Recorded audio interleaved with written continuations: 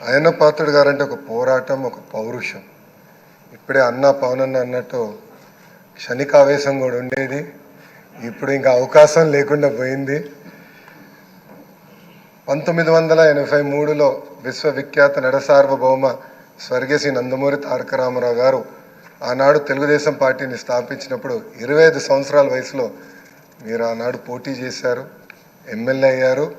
ఆనాడు భారతదేశంలోనే second youngest ఎమ్మెల్యేగా అయ్యన్న పాత్రుడు గారు నిలబడ్డారు. 25 సంవత్సరాల వయసులో మీరు మంత్రిగా కూడా అయ్యారు. 7 సార్లు శాసనసభ్యుడిగా, ఒకసారి ఎంపీగా కూడా మీరు ఉన్నారు. 7 సార్లు ఒకే నియోజకవర్గం, నర్సీపట్నం నియోజకవర్గం ఏ అదృష్టం చేసుకుందో నాకు తెలియదు, కానీ 7 సార్లు కూడా నర్సీపట్నం నియోజకవర్గం ఎమ్మెల్యేగా మీరు నిలబడ్డారు. 16 సంవత్సరాలు మీరు మంత్రిగా చేశారు.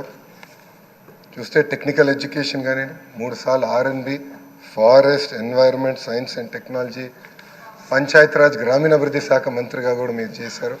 ఈ హౌస్లో ఎవరికి తక్కన ఒక అదృష్టం నాకు దక్కింది.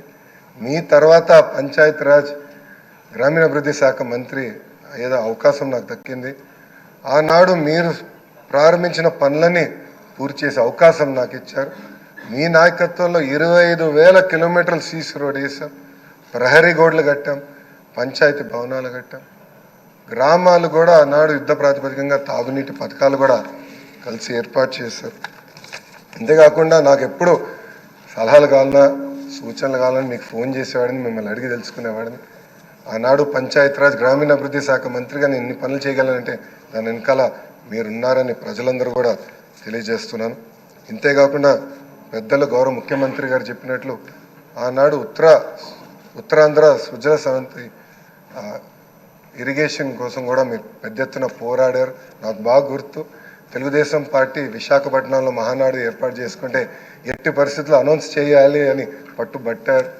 ఆనాడు కూడా గౌరవ ముఖ్యమంత్రి గారు కూడా అనౌన్స్ చేశారు. అంతేకాకుండా పార్టీలో కూడా పాలిట్ బ్యూరో సభ్యుడిగా, సీనియర్ నాయకుడిగా నాకు ఎప్పుడూ ఒక గైడెన్స్ ఇస్తూనే ఉన్నారు.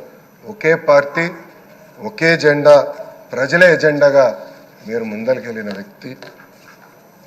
గత 5 సంవత్సరాలు మీరు కూడా ప్రభుత్వం చేతిలో బాధితులు. 23 కేసులు మీ పైన కూడా బంపర్ ఆఫర్ మీ పైన కూడా పెట్టారు. మీ పైన కూడా నిర్భయ కేసు పెడతాం కానివ్వండి, ఇవన్నీ చేస్తాం, చాలా బాధాకరం.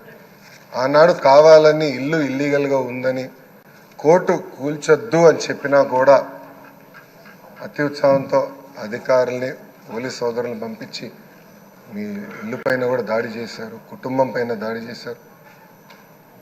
మీ భార్య కానీ 2 అబ్బాయిలు కూడా బాధితులై ప్రభుత్వం చేతుల్లో.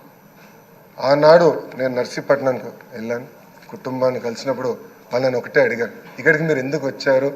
మీ అవసరం రాష్ట్రానికి ఉంది, ఏం పర్వాలేదు, అయ్యన్న పాత్రుడు గారు పోరాడతారు, ఎక్కడికి వెళ్ళరు, మీరు వెళ్ళి అందరు కార్యకర్తల్ని కాపాడండి అని తల్లి కూడా నాకు చెప్పడం జరిగింది. నేను అది ఎప్పుడూ మరవలేను. రాజకీయాలు చూసి పెరిగిన వ్యక్తి. ఒకప్పుడు శాసనసభ జరుగుతుందంటే రాత్రి 2-3 వరకు కూడా జరిగేది.